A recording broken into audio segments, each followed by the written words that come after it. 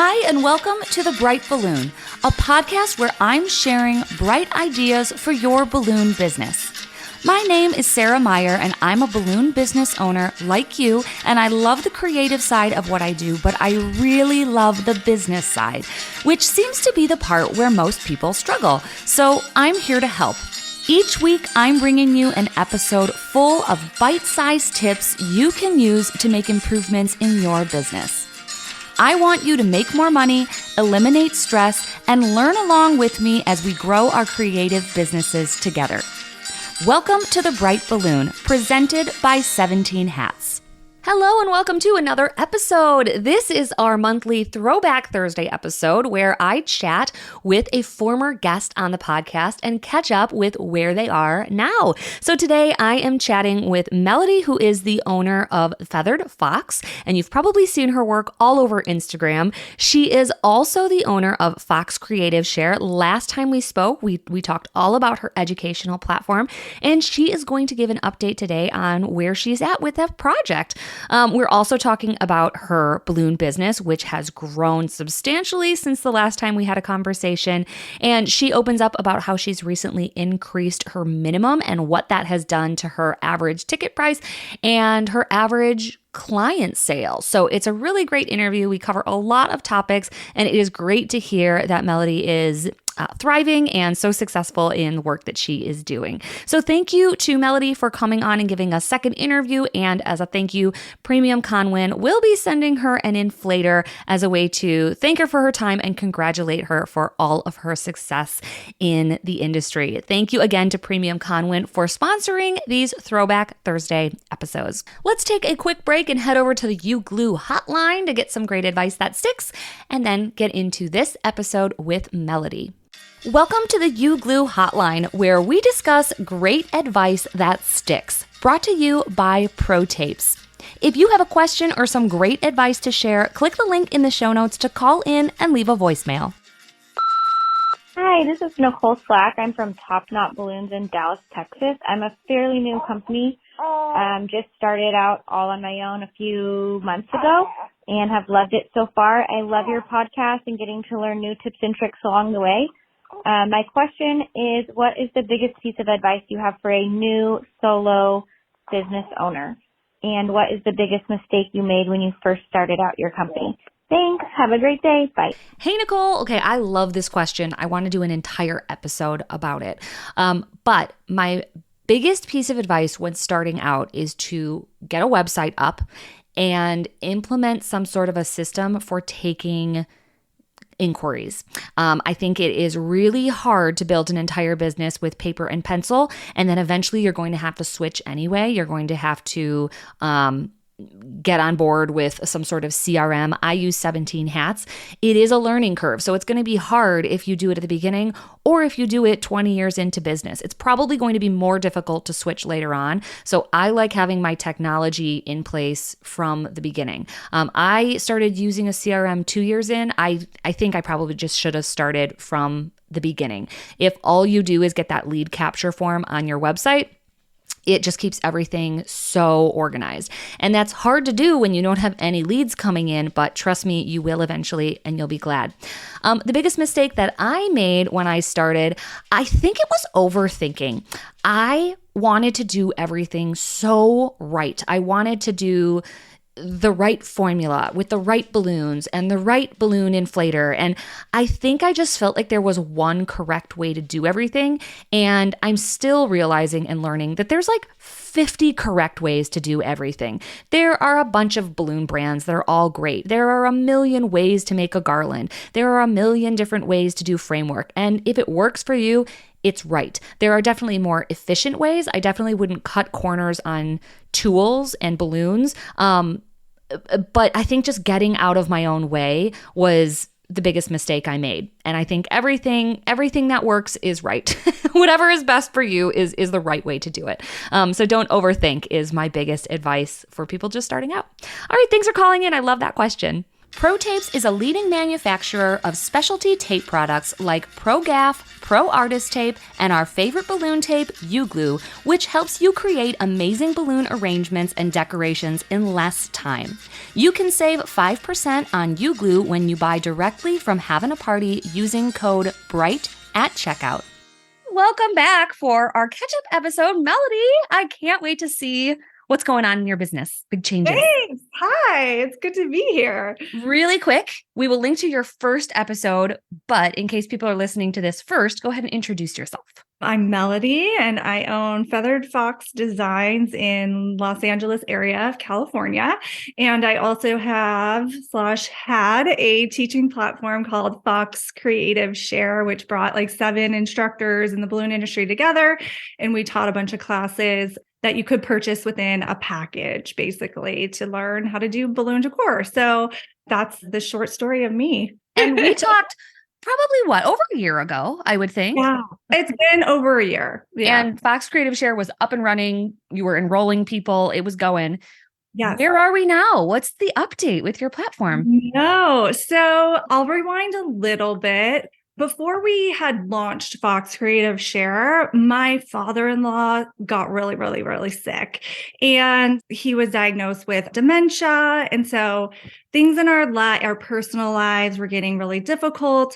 So we had actually pushed out the launch of Foxx Creative Share, like due to some things going on there. So that had happened. And then we kind of got into a groove with that. We launched Foxx Creative Share. There was ups and downs with that as far as our platform. We went through changing our platform. I remember that. That was quite the overhaul. That was an overhaul. And I think we did talk about that in the last episode if people want to listen to that. And then we got on the new platform.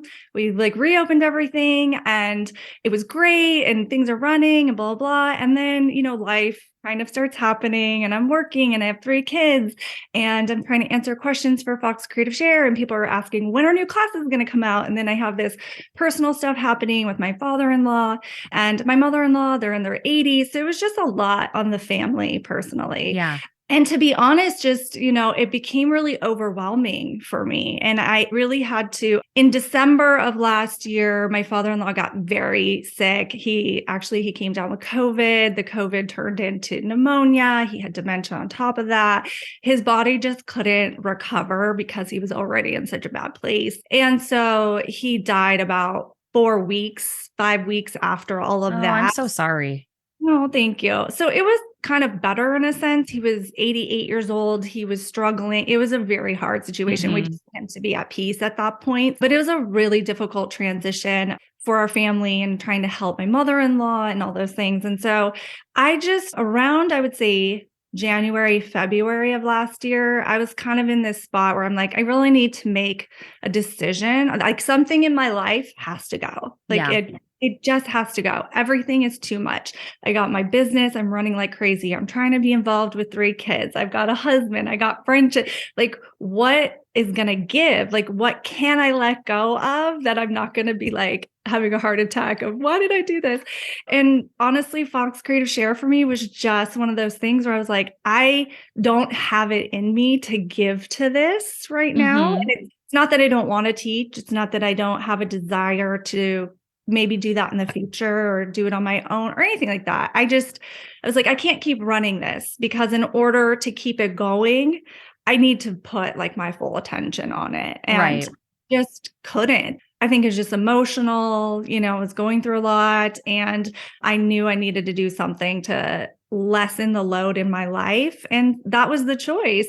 And to be honest, it's been a really great choice for me on a personal level because my personal business is actually doing better because I'm focusing my energy there, which is nice. But also I don't know, I think what I wanted to say to people is just because something doesn't continue doesn't mean that it was a failure. Oh my gosh. My husband and I have been talking about this for probably the last couple years. He was a pastor at a church and he left the church and it felt for some reason, it felt like something had ended or gone wrong or what, instead of it like, no, it's just the end, it's just something else has happened. And now his job is actually, he works at a university and he does basically consultant work with churches. And a lot of them are dying, for better, lack of better words.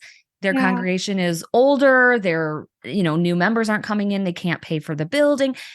And it's kind of this weird idea of like, what does it mean to end something? And when can that just be like part of the end of the story, the conclusion, right? Instead of like, oh, we can't keep this going. It's like, maybe you're not supposed to at this point.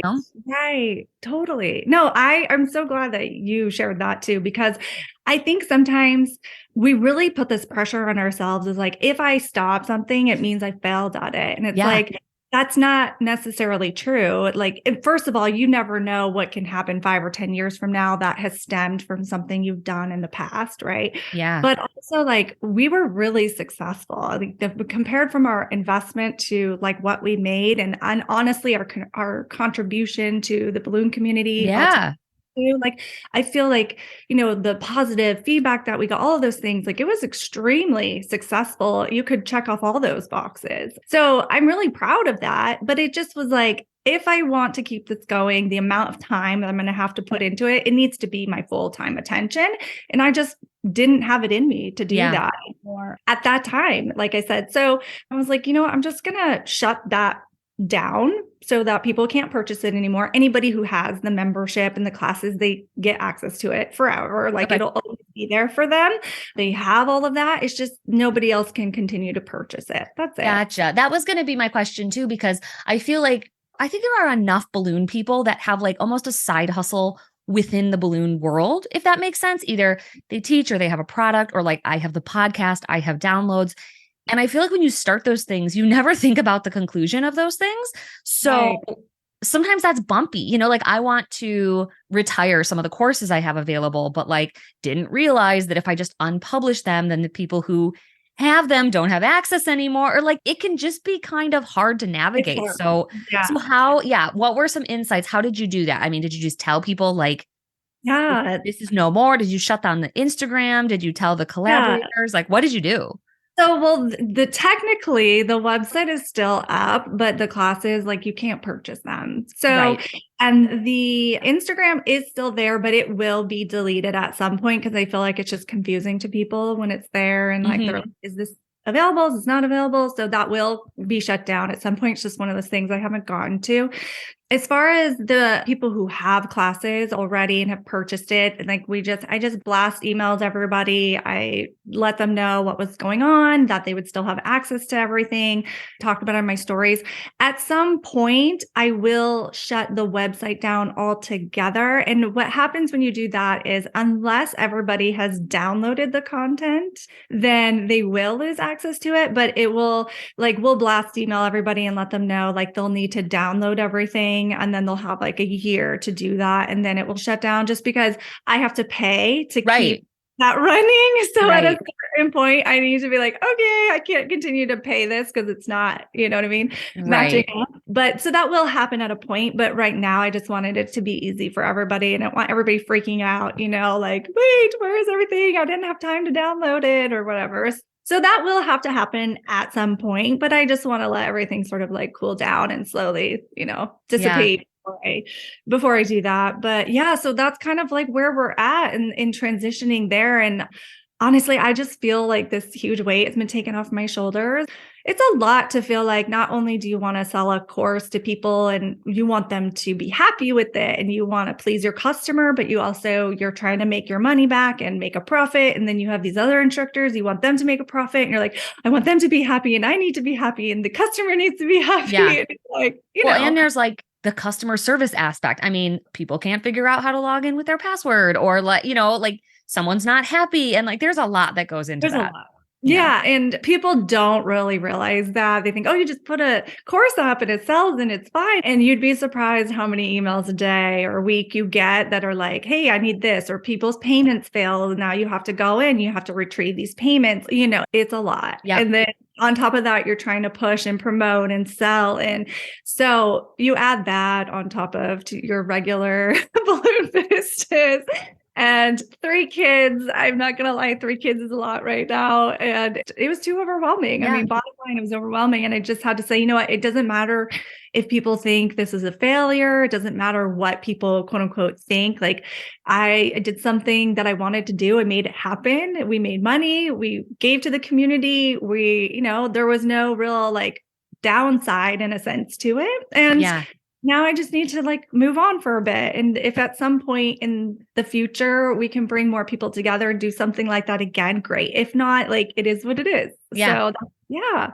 No, it is. I mean, I think it comes back to that conclusion conversation. I don't know if it's just a season of my life that I think about too. Like, I think about this podcast. At some point, it's going to come to an end. And it's like, unless you're going to school for 4 years and then you graduate and it's the end, like, nothing in life really has a conclusion. It's just when you decide it's over. So I think congratulations are in order that you launched a successful platform, taught thousands of people how to do balloons, and brought together a really creative community. So kudos to you.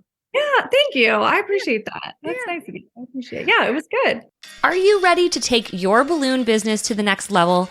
Look no further than Havin A Party Wholesale, your ultimate destination for all things balloons. At Havin A Party Wholesale, they're not just a distributor, they're your partner in success. With the latest and greatest in balloon innovations, they're on the cutting edge of new products that will wow your clients. From top brands like Tuftex, Jamar, Anagram, Ellie's, Premium Conwin, and more, they've got the widest selection to fuel your creativity. Elevate your balloon business with premium quality balloons and accessories that'll make every event unforgettable. Join the successful league of professional balloon artists who shop at havinaparty.com. Let's pivot though and talk about your balloon business, because that is really thriving. It is thriving. So let's see. So when I decided to let Foxx Creative Share go, then I really felt like I had more room to focus on like customer service and clients and all of the things that you need to do on the back end of your own business. And so I started to get busier. And then through that, I just noticed over the last 6 months, I'm like, as I'm looking back on my ticket orders, like, by the way, everybody, I'm in LA. So I have to bring this up because I think the last episode I listened to of yours was with Extra Betty. And she was talking about her new warehouse and how it was like $1,500 a month or something. And I was she is in the Midwest. Yes. Oh my God, I wish I would die I'm in California, you guys. It's wild. Can I ask? That's a nosy question, but like, what is rent on your space? So my space is 1,400 square feet. And I, by the way, am not in like LA. I'm outside of LA. So, and I pay $2,500 a month. Yeah. 1,400 square feet. Yeah. So it's insane. It's insane. Yeah. It's crazy town. But at the same time, I'm in California. So I do, I have usually higher tickets probably than a lot of people. So what I had noticed over the last 6 months of not doing Foxx Creative Share and really focusing on my own business was that I was actually just getting higher tickets. So my average ticket was going around $1,200 to $2,500. So instead of like these lots of smaller jobs, I was getting like 2 or 3 bigger jobs every weekend. And I'm like, okay, so and sometimes I would book these jobs maybe 4 days in advance.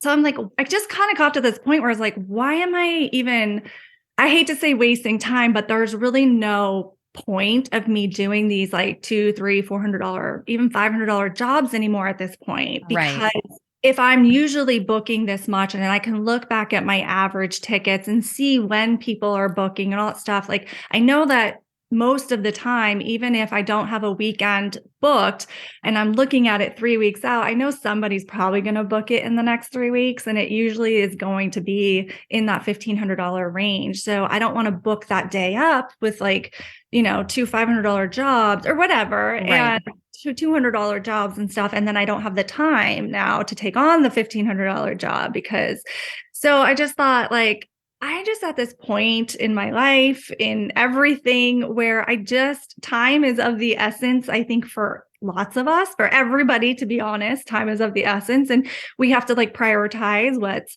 important to us. And I just was like, I don't want to leave my family on the weekend, for $200. Like it takes me less time, but there's a certain amount of time that it takes to leave your house. And if I'm going to do that, it's got to be worth it at this point. So after all is said and done, I was like, I'm just going to raise my minimum at this point, and I'm just going to steer the others away because I don't even want to have to get into those conversations. Right. And waste that time on top of it. And so I did. So I raised my minimum to 1,000 for Friday through Sunday. And it's been great, to be honest. Yeah. And I'm in Wisconsin. Like, I'm in very much the Midwest where our prices are lower. And I don't think 1,000 seems crazy. I would probably, like, for me, comfortably, I think I could sit around 500 or 700. But if someone's listening and that's just like an insane number to you, your minimum might be lower than 1,000, but still, like, if the way I look at it is like, if you are doing these $100, $200 parties, if you double your minimum and 50% of your clients bail, you're still making the same amount of money, like you're totally. No. So it hurts to lose clients. But if you're like, wait a minute, I could do half as much work and make the same amount of money. Like, I always equate that. I started out as a face painter, and I remember I charged $100 an hour.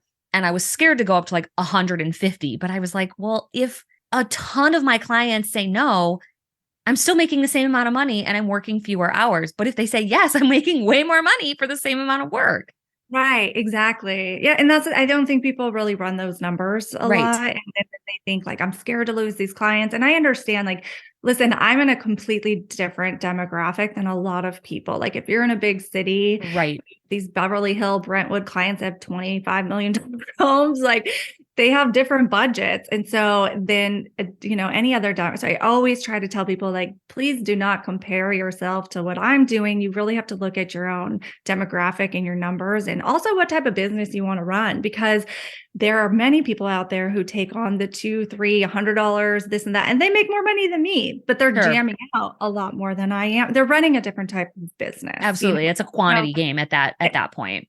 100%. So it's just, you really have to do what's best for you, your lifestyle, what type of business you want to run, all those. There's so many factors, but I just was like, I'd rather just do 2 jobs on the weekend or 3 jobs, and, and I can pull in just as much or more money.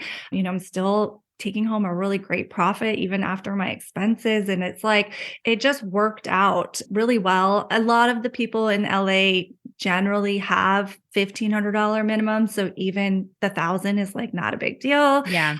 I'm priced like very fairly for my area. Like, most people are like, I can't believe you're not charging like $45, $50 a foot for balloons. You're in LA. And I'm like, I don't need to charge $50 a foot to make a profit. And I know my numbers really well. And I'm really big on charging like fairly, but also my value and breaking it. So anyways, but that's like a whole thing. That's a whole different thing. But I also know if my minimum is set at a certain price, I know I can make a certain amount of profit. So I just all kind of worked out to where it was like, this is a good number for me. And I had mentioned in my recent post about raising my minimum to 1,000 that the biggest reason I had raised it was not only was I getting the average ticket of $1,500 to $2,500. So I was looking back at my numbers and going, okay, if I raise this, I'm not really losing many people, right?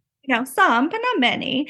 And also, everybody was coming to me. What they were wanting was around $1,000. So yes, I saw this post and it totally clicked for me. Like, no one's coming to you with an inspiration photo of a $200 install and being like, this is what I want. Like, it doesn't happen. They all want those garlands and the backdrops and the fullness. And then they try to fit it into their $200 budget.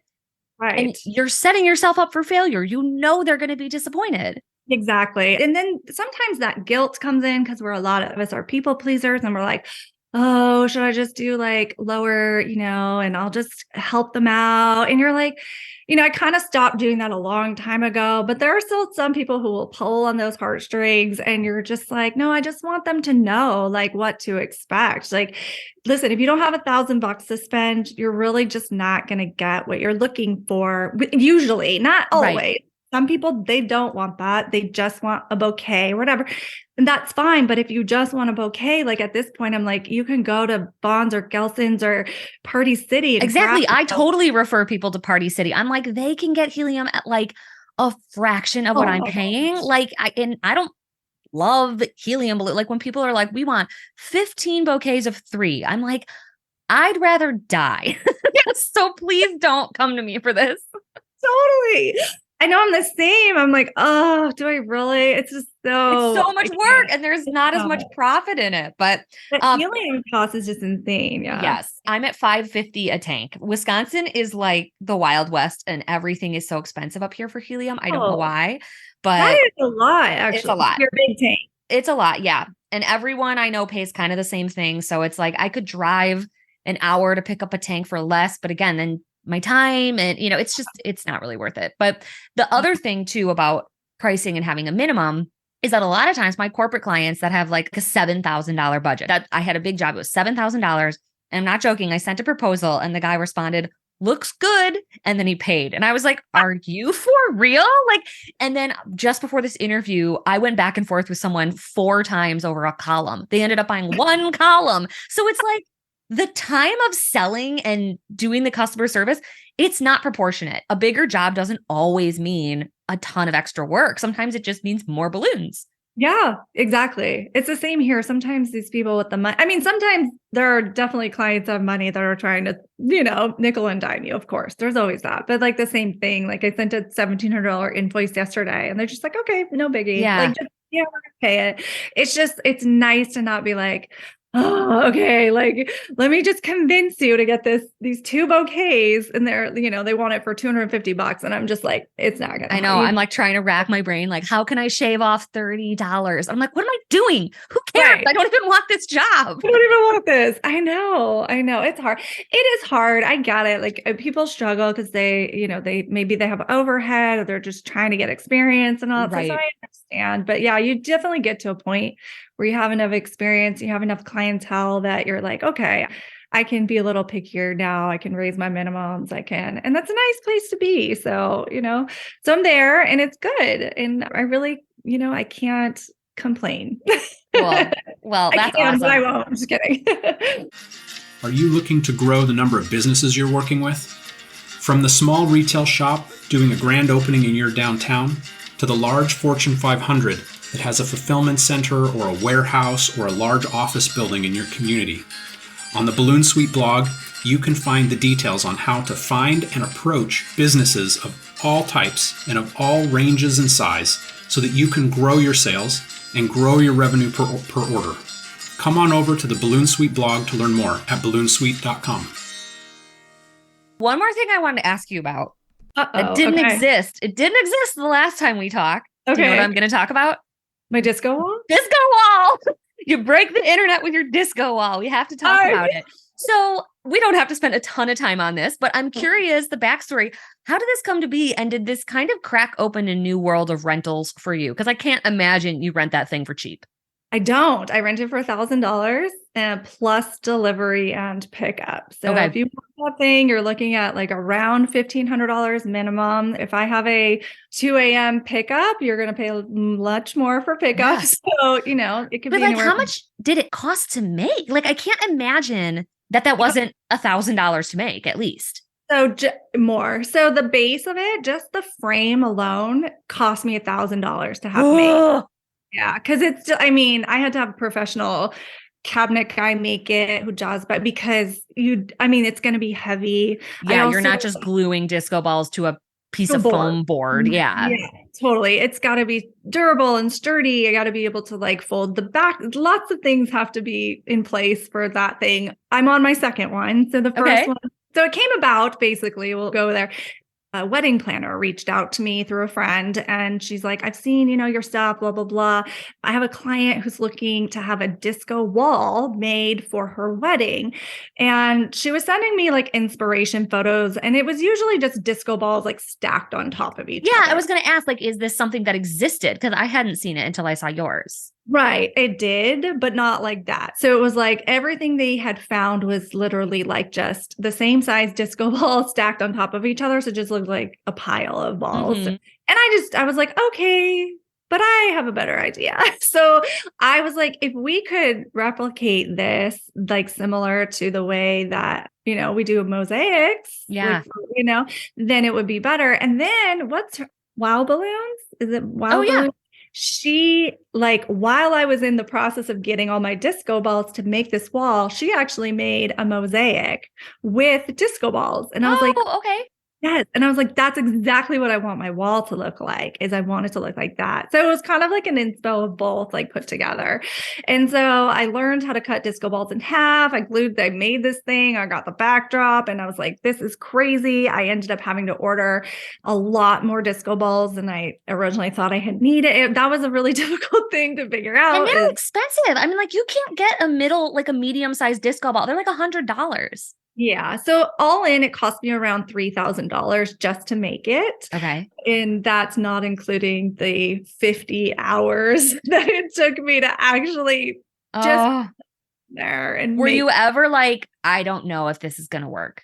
No, totally. 100%. Yeah. I was like, it was hard because I think I finished it like the day before it was supposed to go out. And I was like, this is crazy. Like, what did I get myself into? This is so much work. And like, I really wanted it to look like so full too. And so a lot of people, I laugh. A lot of people were commenting on my initial one, like, if you painted the back silver, you wouldn't have had to fill it with the tissue paper, because I filled all the little holes with that metallic tissue paper. Okay. And the reason I did that was because it's hard to explain, but when you see it in person, if you don't have those tiny holes like filled, it doesn't look finished. In my opinion, that's just me. Like, maybe it's artist eyes or something. Like, it just didn't look complete. And so I was like, no, you don't understand. Like, I wanted it that way. Like, you're like, shut up, make your own disco wall. Go make your own. But what was funny is somebody else had made one, and I forget I think it was the Cheerful Balloon. I believe she was the first one to replicate it. And she had messaged me. She originally wasn't going to put the tissue paper in. She had painted the back, I think, silver. And she's like, oh my gosh, I finished it. And I was like, it doesn't look finished. So then she went and bought the tissue paper and she filled it. So I was like, yes, see, you know what I mean? So anyways, long story short, just was a hit, a crazy hit. I ended up getting like 8 million views on this reel that I did for it. It just went a little viral. My son says 8 million views is not viral though. He says I have to get 30 million to be viral. So apparently I didn't go viral, but that's a whole other thing. So, but it was great. And then I decided, because I had made it originally for this one wedding, I wasn't quite sure if I knew if I was going to rent it out, it was going to have to be for a high ticket price. I was not going to load this thing in, lift it, fill, all of Can you lift it? You can't do that by yourself. So the original one, we needed 4 people to lift it, like 4 people minimum and a dolly. It's insanely heavy. So I was like, I'm going to list it for 1,000 and we'll see what happens. And it was renting out like crazy. Like, okay, there's no way I can keep doing this with this disco wall. Like, I need 4 people. I got 4 people. Yeah. It's just too much. I'm like, I got to make a new one. Like, there's no way. So I actually ended up reconstructing it. I made it a little bit bigger. So it's now 8 feet wide by 7 feet high. The original one was only 6 feet wide. We made it in 3 sections. There's all these like special hooks in the back and the top. It's like, it comes apart and then it kind of puzzle pieces together.